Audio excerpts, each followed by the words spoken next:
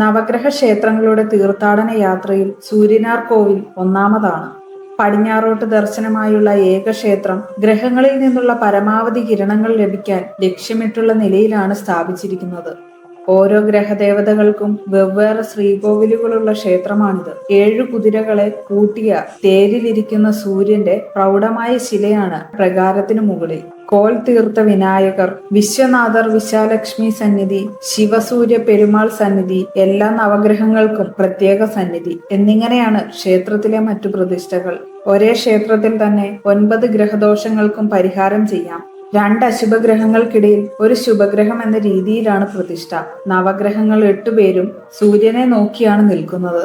9 ദീപങ്ങൾ തെളിയിക്കുന്നതും 9 പ്രദക്ഷിണം വയ്ക്കുന്നതും ഉത്തമമാണ്. പിതാവ്, പിതൃദോഷങ്ങൾ, ആരോഗ്യം, ഹൃദയം സംബന്ധമായ വ്യാധികൾ എന്നിവയെല്ലാം ജ്യോതിഷത്തിൽ സൂര്യഭഗവാൻ സംബന്ധിച്ചുള്ളവയാണ്. ഇവയ്ക്ക് തകരാറുള്ളവർ ഈ ക്ഷേത്രത്തിലെത്തി പരിഹാര പൂജകൾ ചെയ്ത് ദോഷങ്ങൾ കുറയ്ക്കും.